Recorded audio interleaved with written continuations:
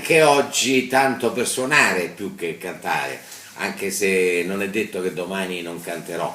Voi direte, ma perché ieri il flauto e oggi la chitarra? Potrei anche dire dopodomani la batteria e poi anche il flauto traverso, le tastiere, il pianoforte, la trombetta, cioè cosa significa? Significa che uno degli aspetti più straordinari dell'esistenza è che basta volere le cose, desiderarle tantissimo e io quindi sono diventato un multi-band suonator, non so se ha un senso questa cosa, però è carina, multi-band suonator.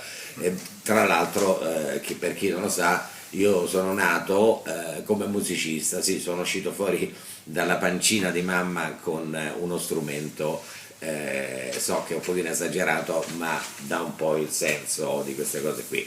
Molto brevemente, perché ormai il tempo corre, sta correndo il tempo, stiamo arrivando ad aprile, arriveremo a maggio, a giugno, e già l'anno è finito, siamo morti e non ce ne siamo accorti. Quindi molto velocemente, proprio dai dati del Ministero della Salute, l'ho visto, quindi l'ho visto, l'ho letto, l'ho visto e l'ho letto, sembrerebbe, c'è proprio una statistica, si può andare a vedere, ci sono dei link, ormai la vita è tutta un linkone,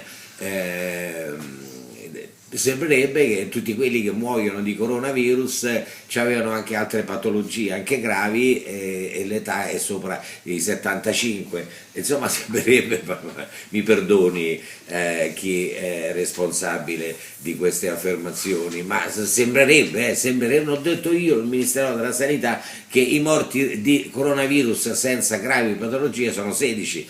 Il che non significa, per carità di Dio o anche di Maometto, di chi volete voi, che il coronavirus non sia una cosa preoccupante, certo che sì, però insomma, governantini, guardiamo le cosine.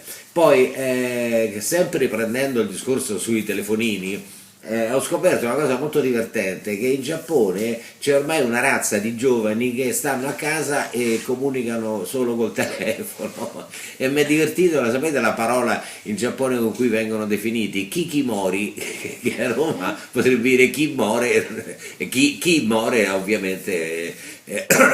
E poi altre due parole, perché tante volte noi diamo per scontato di sapere le cose. Io ad esempio in maniera di 5G non sapevo assolutamente nulla, mi sono andato a documentare ed è divertentissimo, perché pare che questa storia cominci negli anni 60. Infatti, se ricordate i film di James Bond, nella macchina avevano un frigorifero, una cosa tecnologica enorme, che era un telefono, già c'era.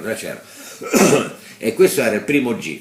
Poi c'è stato il 2G, che sono stati i telefoni per tutti analogici, questi qui. Io sono un uomo 2G, e me ne vanto, o sì che me ne vanto.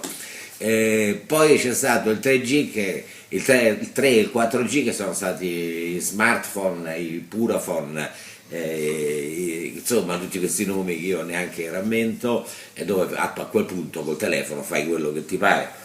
E per finire, eccoci qui alla quinta generazione, significa questo, il 5G.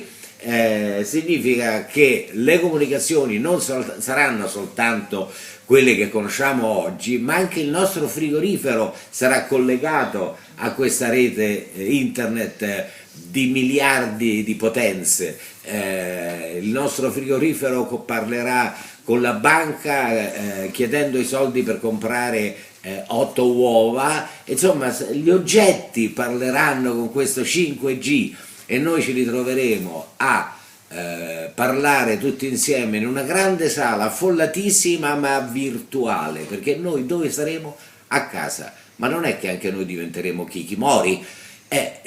L'ultima notiziucola, che forse è importante, è che il 5G dà una potenza elettromagnetica notevolissima, veramente da inchinarsi.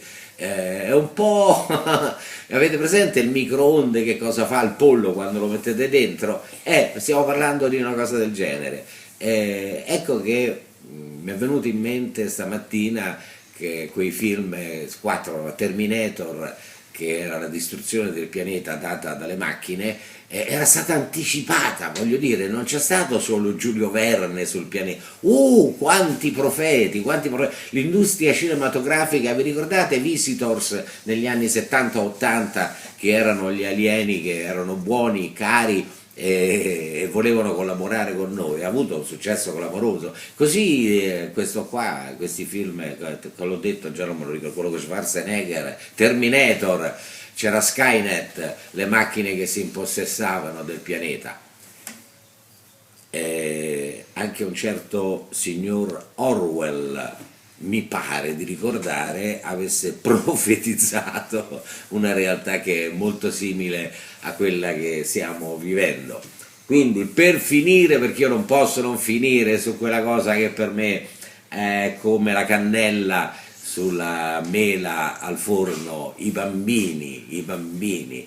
Ricordiamoci, piccolo, non vedete, non dico una cosina al giorno. Avete visto, io posso, se un uomo può suonare il flauto, suonare la chitarra e fare tantissime altre cose, significa che anche l'intelligenza o il tempo, o la necessità o la febbre di documentarsi e scoprire tante cose. Se no, voglio dire, ma che cosa, perché uno ha raggiunto come me l'età di 20, no, io ho circa 13 anni inutilmente, insomma, all'anagrafe ce n'ho molti di più, e quindi questi bambini nel forno a microonde, no, è un'immagine che non gradisco e che non è carina, però ricordiamoci ancora una volta di più, in maniera più precisa, che il futuro sono i bambini.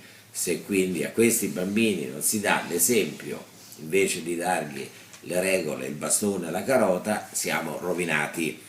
E mi piacerebbe fare una sessione dedicata proprio al mondo dell'infanzia, ma questo io lo farò soltanto se qualcuno me lo chiederà. Dici, ma perché tu hai la competenza?